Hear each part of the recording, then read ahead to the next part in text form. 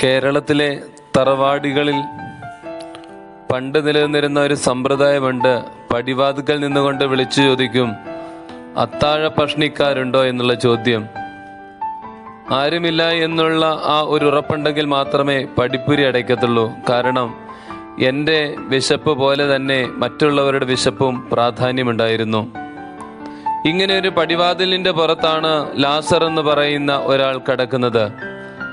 അവന്റെ വിശപ്പും ദാഹവും തിരിച്ചറിയുവാൻ സാധിക്കാത്തതിനാൽ ധനവാൻ പിന്നീട് നരകത്തിൽ കിടക്കുന്നതായിട്ട് തിരുവചനത്തിൽ പറയുന്നുണ്ട്.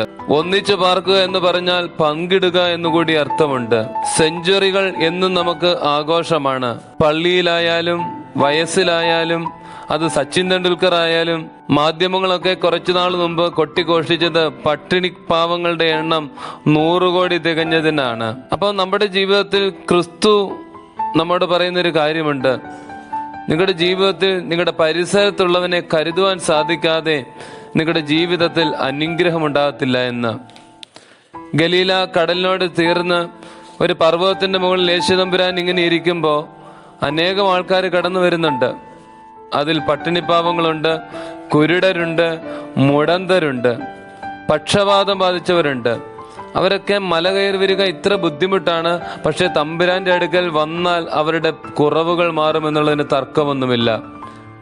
ജീവിതത്തിൽ കുറവുകളില്ലാത്ത മനുഷ്യരില്ല. പക്ഷെ ആ കുറവുകളെ ബലമായിട്ട് തിരിച്ചറിയുമ്പോൾ മാത്രമേ നമ്മുടെ ജീവിതം അനുഗ്രഹമായി തീരത്തുള്ളൂ. ബ്രൂസ്ലിയൊക്കെ പോലെ കാഴ്ചയും കേൾവിയും കുറവായിരുന്നുവെങ്കിലും ഒരു തലമുറയെ തന്നെ അദ്ദേഹം സ്വാധീനിക്കുന്നുണ്ട്. അപ്പൊ നമ്മുടെ ജീവിതത്തിലെ കുറവുകൾ നമ്മൾ തിരിച്ചറിയുന്നുവെങ്കിൽ മാത്രമേ നമുക്ക് വിജയികളായി തീരുവാൻ സാധിക്കത്തുള്ളൂ. ഇവിടെ തമ്പുരാൻ ഇന്നത്തെ വേദഭാഗത്ത് പറയുന്നത് 7 അപ്പം 4000 പേർക്ക് കൊടുത്ത അത്ഭുത കഥയാണ്. അവർക്ക് ഭക്ഷിപ്പാനില്ല എന്നാണ് ശിഷ്യന്മാരും എന്ന് പറയുന്നത്. ഇത് എൻ്റെ കൂടി പ്രശ്നമാണ്. തമ്പുരാന്റെ സുവിശേഷം തുടങ്ങുന്നതിന് ഇങ്ങനെയാണല്ലോ, ദരിദ്രരോട് സുവിശേഷം അറിയിക്കുവാൻ കർത്താവ് എന്നെ അഭിഷേകിച്ചിരിക്കുന്നു എന്നാണ് പറയുന്നത്. എൻ്റെ വീട്ടിൽ അപ്പം ഇരിക്കുകയും എൻ്റെ പരിസരത്തുള്ളവർ വിശക്കുകയും ചെയ്താൽ തീർച്ചയായും നമ്മൾ കണക്ക് കൊടുക്കേണ്ടി വരുമെന്നുള്ളതിന് തർക്കമൊന്നുമില്ല. ക്രിസ്തുവിന്റെ ജീവിതം തന്നെ ദാരിദ്ര്യത്തിനെതിരെയുള്ള ഒരു വലിയ പോരാട്ടമാണ്. അപ്പത്തിന്റെ ഭവനത്തിൽ ജനിച്ച് ഉപവസിക്കുമ്പോൾ തനിക്ക് വിശക്കുമ്പോൾ കല്ലപ്പാക്കാനൊന്നും തുനിയുന്നില്ല. പക്ഷേ മരിച്ചുയർത്ത യായൂറോസിന്റെ മകൾക്ക് വേണ്ടി ഭക്ഷണം കൊടുക്കുവാൻ പറയുകയാ. ശാപത്തിൽ വിശന്ന് വലഞ്ഞ ശിഷ്യന്മാർ കതിൽ പറിക്കുമ്പോൾ അതിന് ന്യായീകരിക്കുന്ന ക്രിസ്തുവിനെ കാണാം. അധ്വാനിച്ച ശിഷ്യന്മാർക്ക് കരയിൽ ചുട്ടമീൻ ഒരുക്കുന്ന ക്രിസ്തുവിനെ നമുക്ക് കാണാം.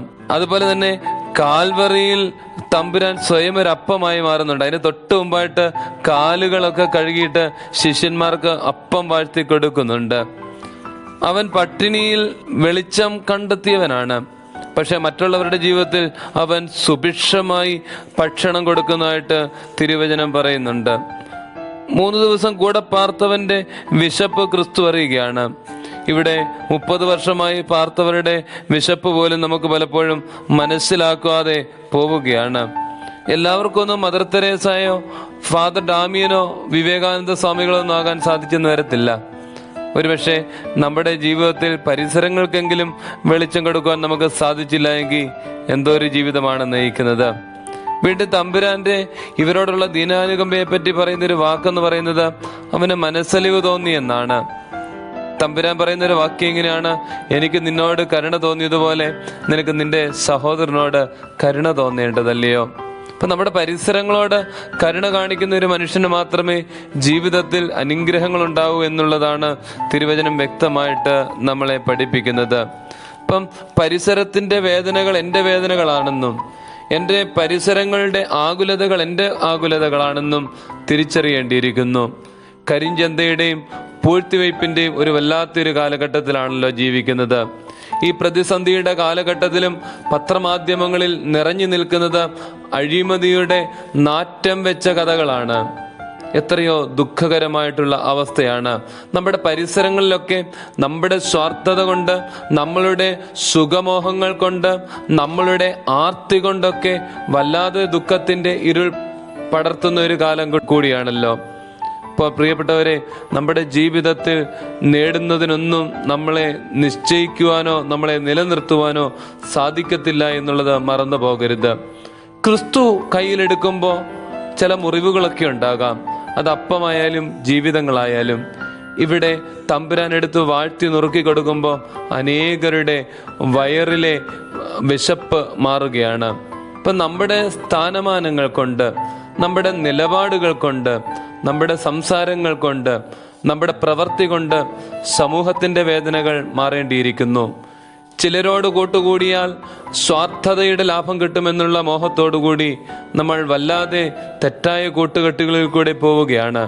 അത് 5 വർഷം മുമ്പായാലും 5 വർഷത്തിന് ശേഷമായാലും അത് അങ്ങനെ തന്നെയാണ്. അതുകൊണ്ട് കുറച്ചുകൂടി സ്നേഹിക്കുന്ന, കരുണ കാണിക്കുന്ന, സത്യസന്ധതയുള്ള ഒരു തലമുറകളായിട്ട് നമുക്ക് വരാം. തമ്പുരാനെ പോലെ മനസ്സലിവുള്ളവരായി തീരുവാനിടയാകട്ടെ. ഈ കൊറോണയുടെ കാലഘട്ടത്തിൽ ഒത്തിരി പ്രതിസന്ധികളുണ്ട്.